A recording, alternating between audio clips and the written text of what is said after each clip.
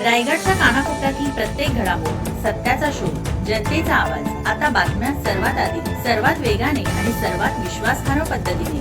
Breaking news, राजकारण, सामाजिक घडामोडी, अपघात, शैक्षणिक, सांस्कृतिक आणि विकासाच्या बातम्या पहा.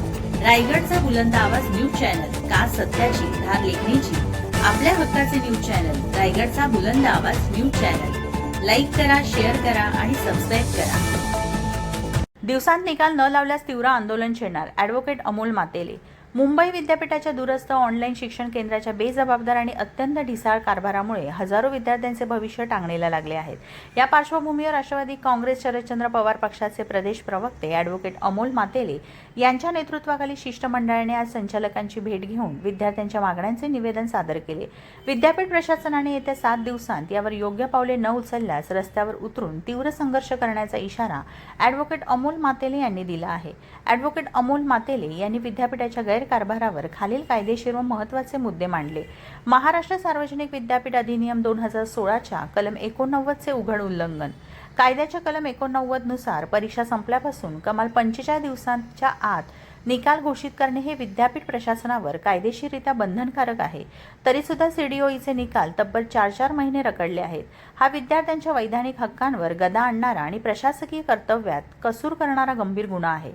मूल्यांकन प्रक्रियेतील मोठा सावळा गोंधळ व संशयास्पद निकाल. MMS अभ्यासक्रमाच्या 60 पैकी तब्बल 52 विद्यार्थ्यांना नापास करण्यात आले आहे. ज्या विद्यार्थ्यांना अंतर्गत मूल्यमापनात उत्तम गुण मिळाले त्यांना लेखी परीक्षेत थेट 0 गुण देणे हा अत्यंत हास्यास्पद आणि संशयास्पद प्रकार आहे. उत्तरपत्रिका न तपासताच गुण देण्यात आले आहेत का असा थेट प्रश्न त्यांनी उपस्थित केला. मोफत पुनर्तपासणी आणि पारदर्शकता. अन्यायग्रस्त सर्व विद्यार्थ्यांच्या उत्तरपत्रिकांची विद्यापीठाने स्वतःच्या खर्चाने पारदर्शकपणे पुनर्तपासणी करावी. उत्तरपत्रिकांची छायाप्रत विद्यार्थ्यांना तात्काळ मोफत उपलब्ध करून देण्यात यावी. दोषी तपासणीदारांवर कारवाई व चौकशी समितीची मागणी.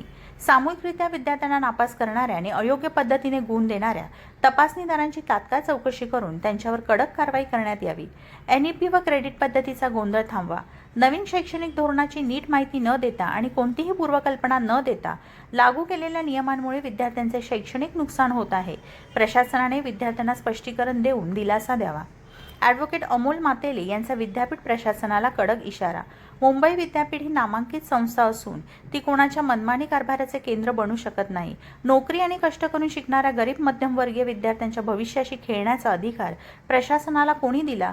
जर पुढील 7 दिवसात या सर्व मागण्यांवर सकारात्मक निर्णय घेऊन प्रलंबित निकाल जाहीर झाले नाहीत तर राष्ट्रवादी काँग्रेस शरदचंद्र पवार पक्ष विद्यार्थ्यांच्या न्याय हक्कासाठी अनोख्या पद्धतीने आंदोलन केले जाईल. आता तसं नाही. आता काय त्याला 1, 2, 3, 4, 10 पर्यंत मिळतात. त्याला 4 पर्यंत असतो तो फेल होतो. आता 4 वर्ष असतील ती 6 असतो. आता हे रिव्हॅल्युएशन असेल, आपल्याकडून काही गडबड झाली असेल, आम्ही एवढे विद्यार्थी सॅम्पलिंग आम्ही चालू केले आहे. परवाच्या दिवशी रिव्हॅल्युएशनचे विद्यार्थी पैसे घेऊ नका ही आमची मागणी आहे. आपली जर चूक असेल आणि चूक आहे तर जर इंटरनल त्या विद्यार्थ्याला एवढे मार्क मिळतात आणि श्रीला काहीच मिळत नाही याचा अर्थ काहीतरी सॅम्पलिंग चालू झालेलं आहे. एक्सपर्टांनी बोलवते, पेपर्स डाउनलोड करतो, ज्यांना ज्यांना शंका आहे तशा प्रकारचे एवढे विद्यार्थी फोटोकॉपी पण मिळणार. त्याला शंका नाही तर तुम्ही फोटोकॉपीचे पैसे घेणार. जे विद्यापीठाच्या सिस्टम चूक असेल तुमच्या लक्षात येईल की मला पण मार्क्स पडले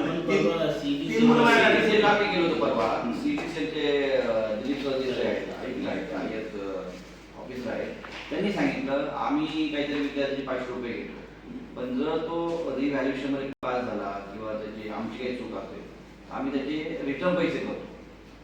आम्ही घेतो, स्टार्टिंगला घेतो पण आम्ही त्याला रिफंड करतो. तर तुम्ही पण काहीतरी केलं पाहिजे ना. आता जर प्रशासकाची चूक असेल, प्रशासनाची चूक असेल, तो विद्यार्थ्यांनी बोलून का भरायचा? हा जो मुद्दा आहे ना तो आपण वरिष्ठांशी एक्झाम शिक्षण वरिष्ठ म्हणजे तुम्हीच वरिष्ठ आहेत. असं नाही एक सिस्टम आहे काय तुमच्या हा सर.